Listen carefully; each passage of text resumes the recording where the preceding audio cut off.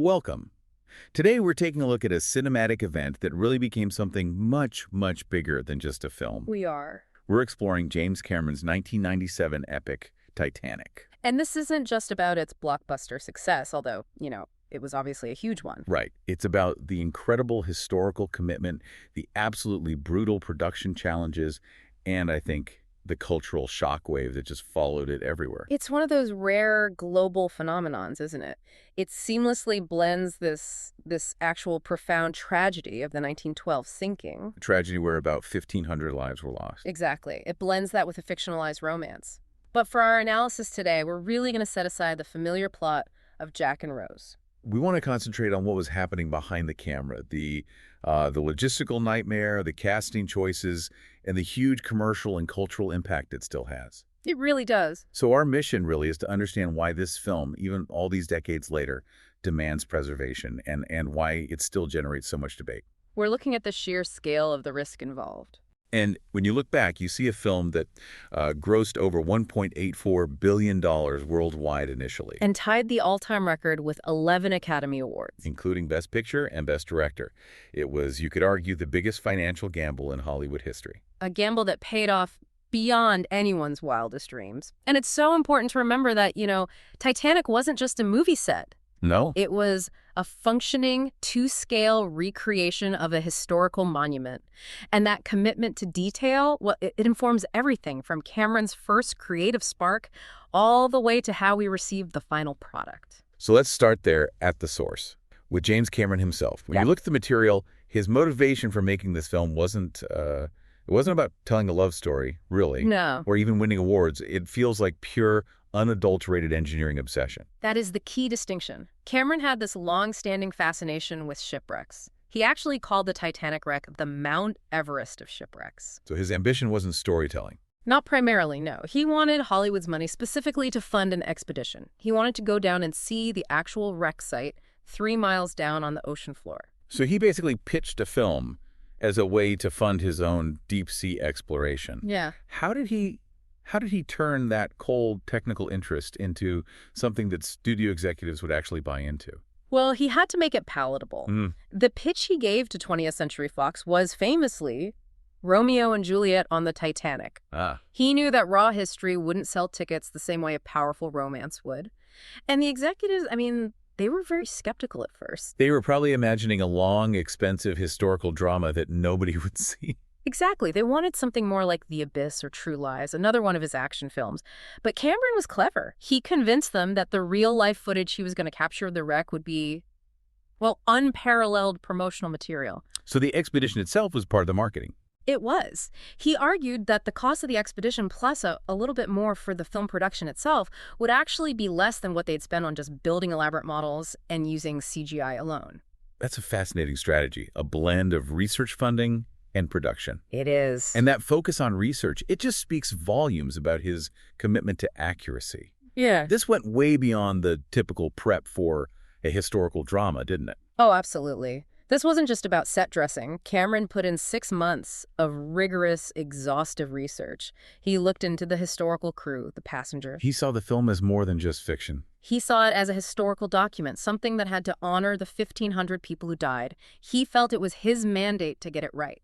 So he created this detailed timeline. Incredibly detailed, a timeline of the voyage and the sinking, and he had historical experts on hand verifying everything constantly.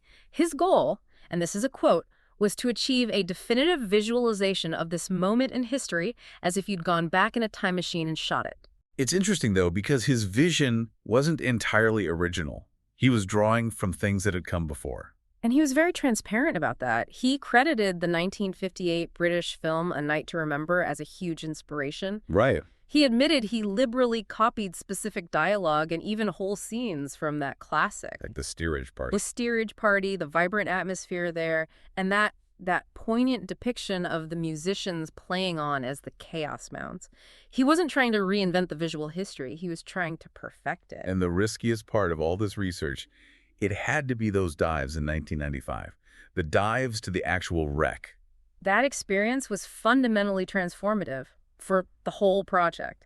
The crew went down 12 separate times in '95 using Russian submersibles. And this was incredibly dangerous. Highly dangerous. These vehicles had to withstand immense water pressure. Any kind of structural failure at that depth would have been, instantly fatal. And the conditions weren't ideal. Not at all. They faced powerful currents, bad weather. Getting clear, stable footage was a constant battle. There was even some physical contact with the wreck during those dives, wasn't there? There was, yes. During one of the descents, one of the submersibles accidentally collided with the Titanic's hull. It was right near the entrance to the grand staircase. Did it cause much damage? Some minor damage, but it also inadvertently exposed more of the interior, which they could then film.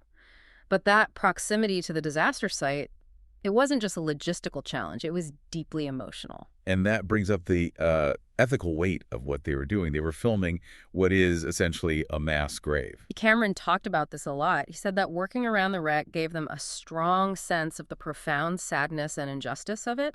He realized the film carried a great mantle of responsibility. He had to tell the story with sincerity and respect. The visual message had to convey the real magnitude of the loss. It elevated the whole project beyond simple spectacle. So if the history itself was, as he said, a great novel that really happened, why was the fictional story Jack and Rose? Why was that even necessary? Why not just tell the historical events as they happened? And that's where you see the commercial and the emotional brilliance of the project. Cameron knew that the disaster, over 80 years later, had become a bit of a cold morality tale. Just names and dates. Just names and dates. The love story was the essential emotional vehicle.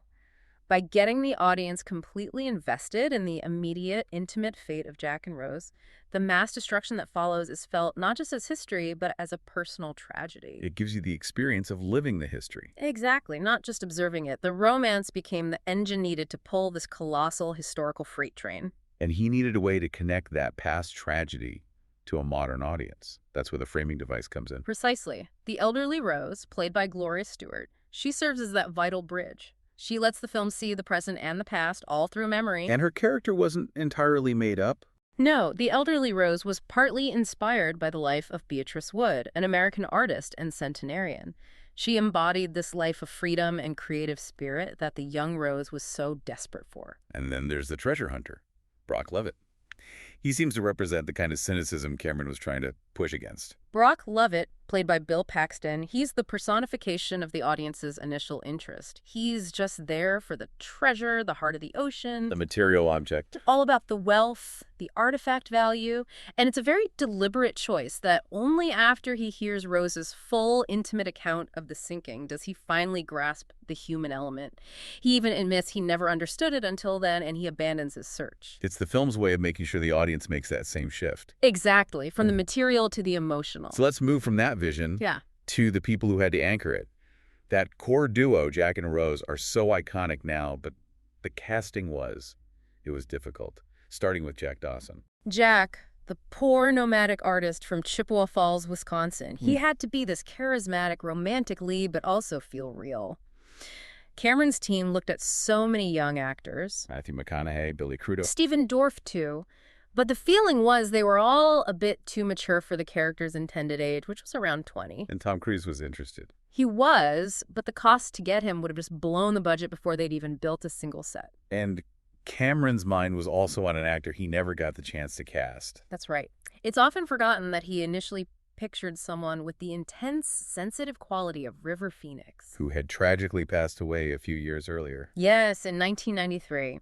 So when Leonardo DiCaprio came into the picture, he was 21, already a rising star, but he was hesitant. He wasn't sure about the overt romanticism of the part. He didn't want to read the romantic lines. He refused at first. He thought the scene was too cheesy, too melodramatic. Cameron had to really sit him down and explain that Jack needed that approachable, classic Hollywood charm. Like Jimmy Stewart or Gregory Peck.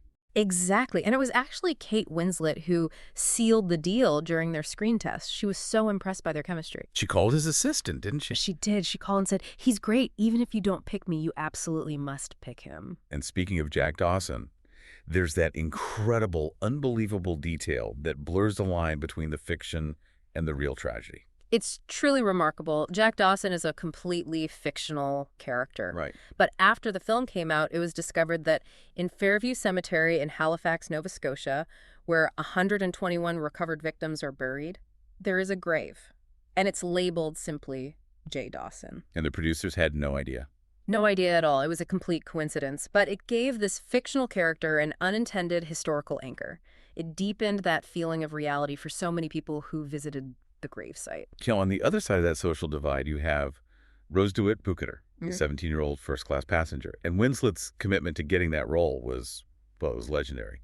She was absolutely relentless. You have to remember, actresses like Gwyneth Paltrow, Winona Ryder, Claire Danes, they all turned the part down. They felt the role wasn't strong enough or the shoot was just too demanding. And Winslet saw it as a career-defining opportunity. She hounded Cameron. She sent him notes. She even sent a single rose with a card signed, "From your Rose." That's dedication. It showed him she had the exact blend of determination and passion he needed.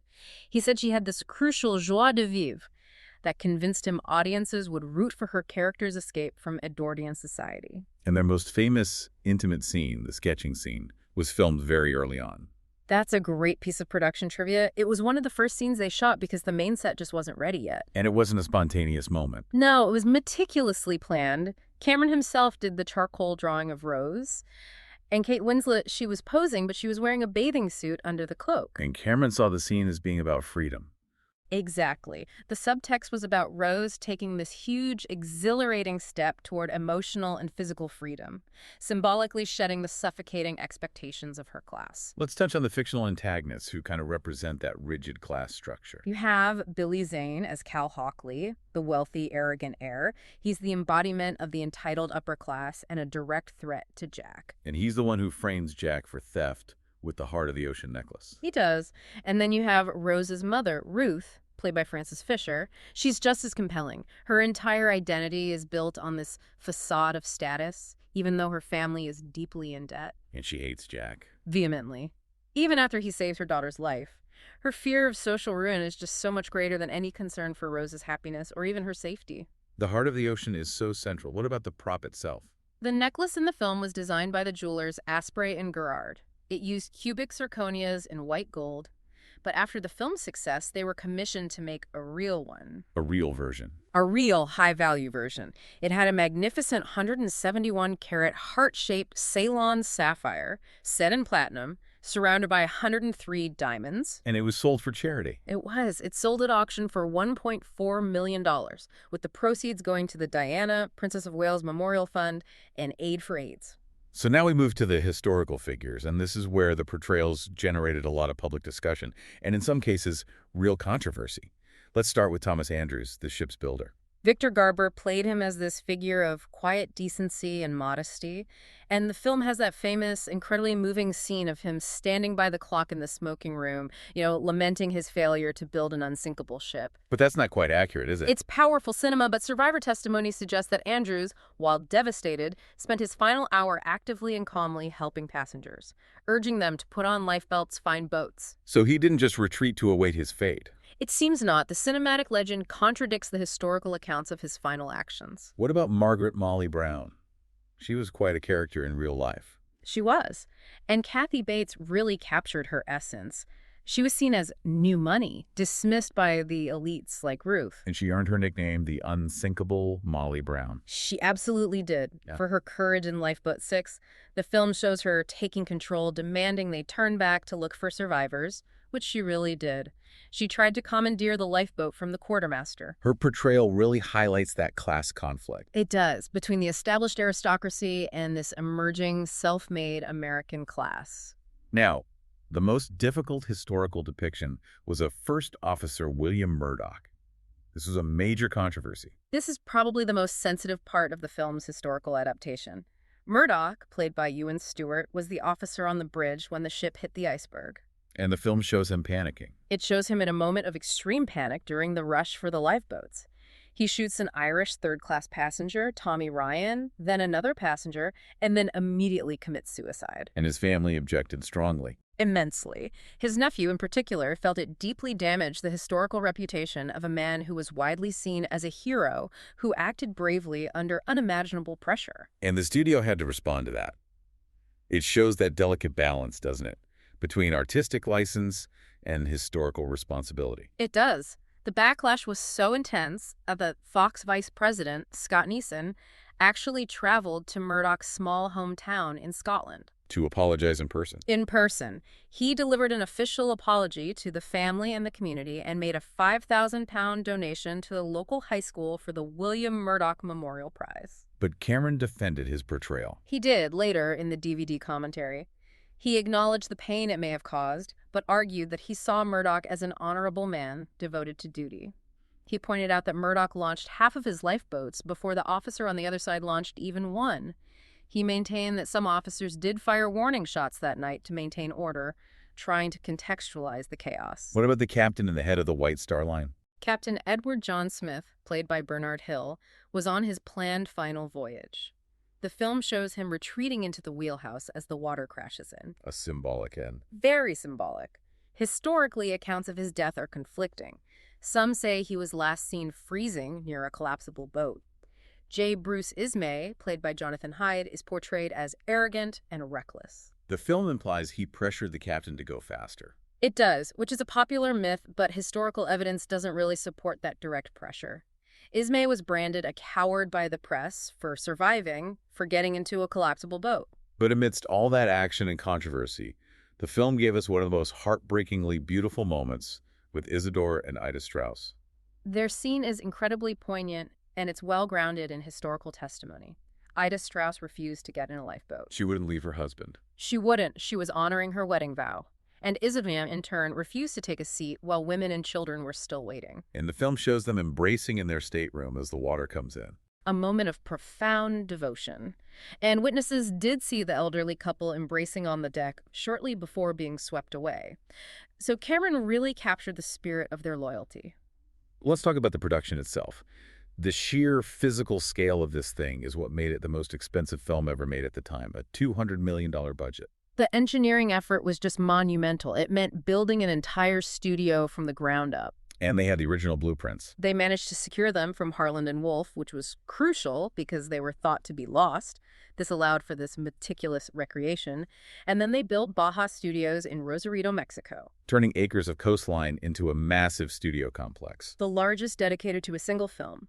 And the centerpiece, of course, was that tank. The Horizon tank, built right next to the Pacific. The scale was staggering. 17 million gallons of water. It was engineered to give a 270-degree ocean backdrop so they could shoot the ship replica from almost any angle without land in the background. The logistics of just maintaining that tank must have been immense. A huge operational task in itself. And the ship replica. It was a mix of full-scale and, I guess, optical tricks. That's right. The boat deck and A deck were built nearly to full scale, and they were fully operational sets. But the funnels and some other sections were shrunk by about 10%. A clever way to make it all fit in the tank. And maintain perspective for the cameras. The Grand Staircase is one of the most famous sets in movie history, but even that was altered for filming. It was recreated meticulously from photos, but for safety and to allow camera crews access, the whole structure was widened by 30%. And reinforced with steel. Reinforced underneath with steel girders. They used the same techniques as the original builders for the oak paneling and carvings, but the hidden infrastructure was completely modern and robust. And that detail expanded to the smallest props. An obsessive commitment to authenticity. Since it was the maiden voyage, everything had to look brand new. They didn't just worry about the big sets, they manufactured everything. The carpets, the light fixtures. The upholstery, even the cutlery and crockery, each piece with the authentic White Star Line crest, all based on original designs. Cameron even hired 2 renowned Titanic historians to be on set at all times to verify every single detail. And the physical demands on the cast and crew were brutal, made worse by Cameron's reputation for perfectionism. He had a formidable reputation, an uncompromising, hard-charging perfectionist. The crew nicknamed him Maze Jims, Jim spelled backward. That says a lot. It reflects the feeling that he was this almost impossible force driving them forward. The shoot expanded from 138 days to 160.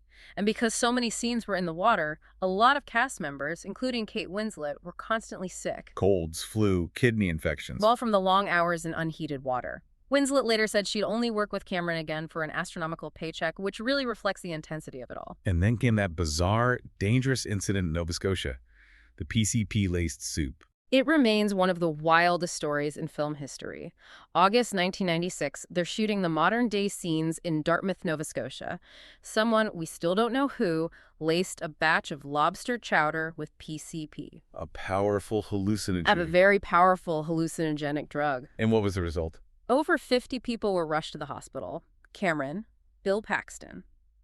One crew member described the emergency room as bedlam, with people completely out of it. Thankfully, everyone recovered. They did, but it just underscores the immense, possibly volatile pressure cooker that set had become. The police investigation was eventually closed in 1999 without ever identifying who did it. And all this pressure, it drove the budget higher and higher, until the Fox executives started to panic. The costs spiraled to about $1 million for every single minute of screen time. And the runtime, 3 hours and 14 minutes, was another huge concern. They were worried it would limit the number of showings per day. Exactly. Capping the potential revenue. They desperately suggested cutting an entire hour from the film. And Cameron's response was characteristically defiant. His refusal was iconic. He basically told them, you want to cut my movie, you're going to have to fire me, you're going to have to kill me. He put his own money on the line. To show his conviction, he offered to forfeit his entire $8 million director's salary and his share of the initial profits. The studio, predicting a failure, actually accepted his terms. And that forced Fox to find a partner to share the risk. They had to. The risk was too high for one studio. After being rejected by Universal, they successfully partnered with Paramount Pictures. So Paramount took on the domestic distribution. They did. For North America, injecting another $65 million, Fox kept the international rights. As one Fox executive later admitted, Cameron forced them to choose between an expensive bad movie or a more expensive, potentially great movie. They gambled on greatness. Beyond the physical sets, this film was a landmark for special effects, especially its use of digital water. Cameron was always at the forefront of digital effects. From The Abyss and Terminator 2, he really leveraged the power of digital domain and Pacific data images. Because water effects in older films often looked, well, fake. They did. They relied on slow motion, and it looked obvious. Cameron used complex digital algorithms to create realistic digital water, smoke, steam, and seamlessly integrated it with the huge practical sets. And they populated the decks in a new way, too. They did. To create the massive crowds for the dock scenes and the sinking, they couldn't afford thousands of extras. So they used motion capture to create digital extras, or digital minions. So they'd record a few actors and then multiply them? Hundreds of times over. Cameron even scanned the faces of effects supervisors and their kids to populate some of those deck shots. It was very early, but very effective. But they still relied heavily on miniatures. The miniatures were essential. They built a highly detailed 45-foot-long miniature of the ship and a separate 65-foot model of the stern designed specifically to break apart over and over again. Which brings us to his commitment to showing the ship break in two. Yes, he insisted on it. Previous films often showed the Titanic sinking gracefully in one piece, which he called a graceful slide. He felt that was misleading. Completely. He was determined to show the terrifyingly chaotic event that it really was. He forced the effects team to create a much more violent, realistic depiction of the breakup. The detail for the freezing passengers was also horrific, but necessary. It was meticulous. To convey that terrifying cold of the North Atlantic, they developed specific effects. They used a special powder that crystallized instantly on contact with water. To create the look of flash freezing. Exactly. And they coated hair and clothes with wax to enhance the look of ice and frostbite. They wanted the visual horror to match the reality. Now let's talk about a major creative choice to leave something out.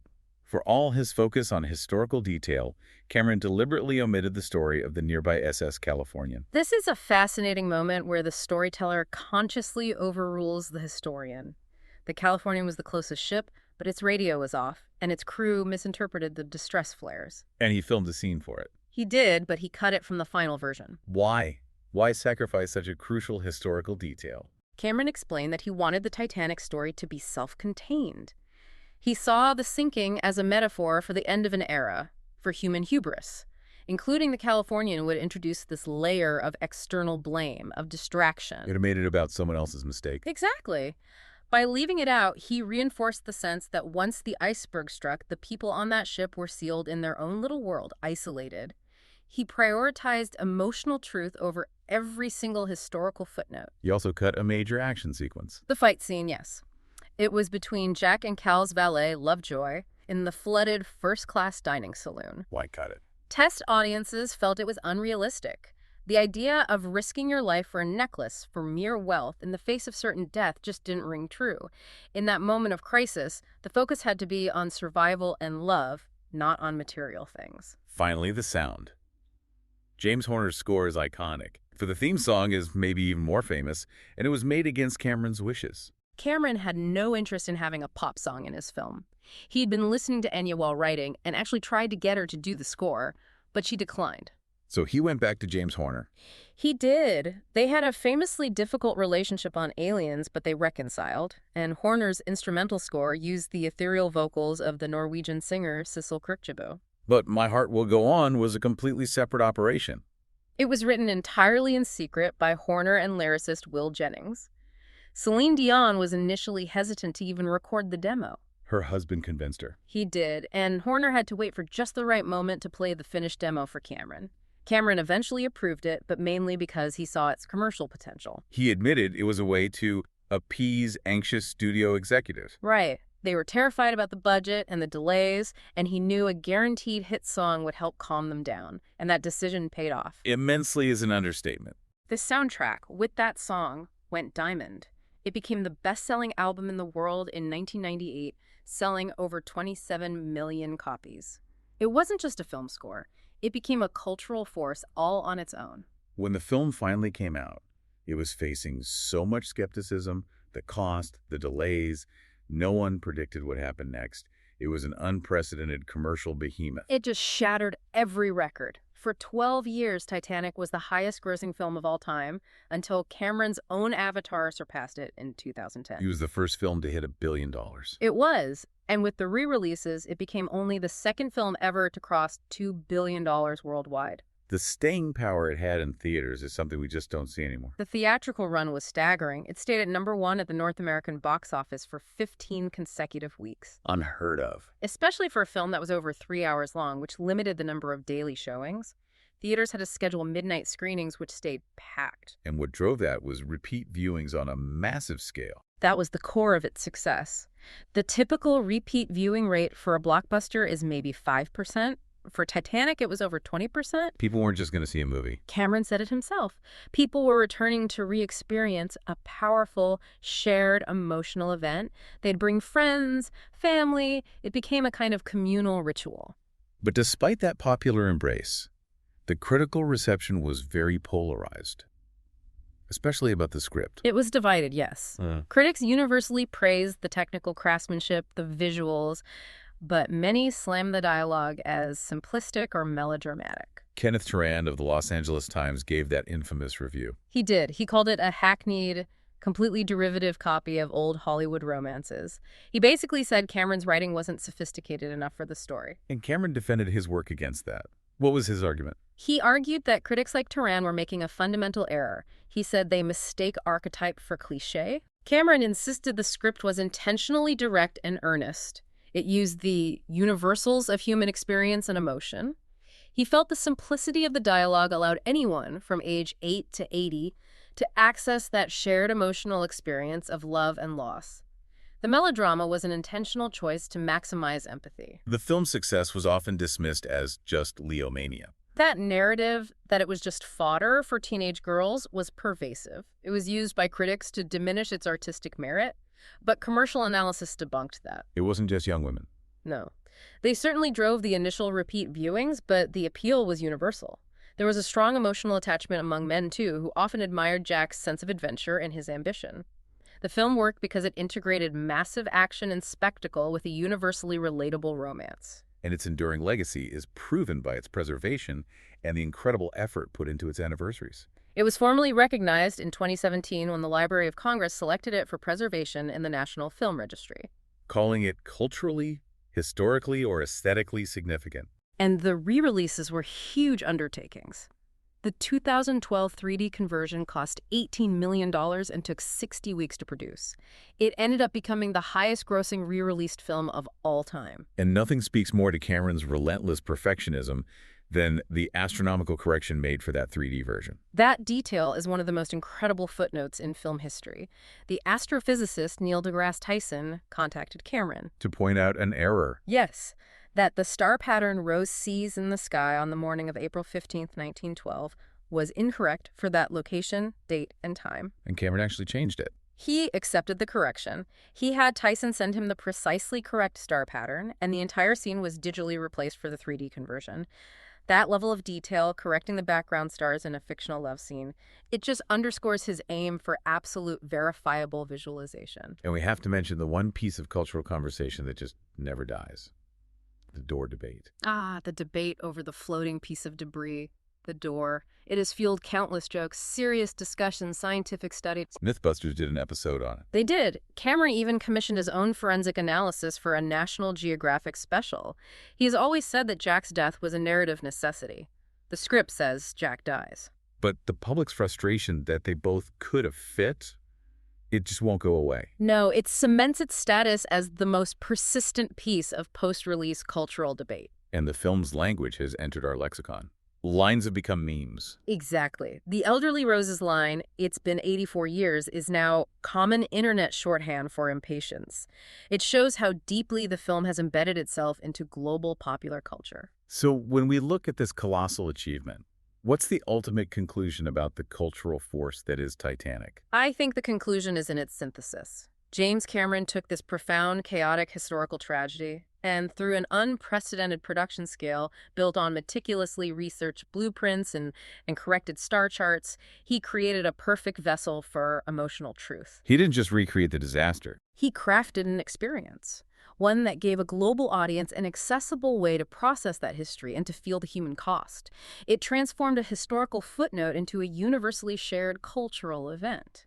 It's truly unique how it manages to blend that painstaking realism with the power of mythological romance.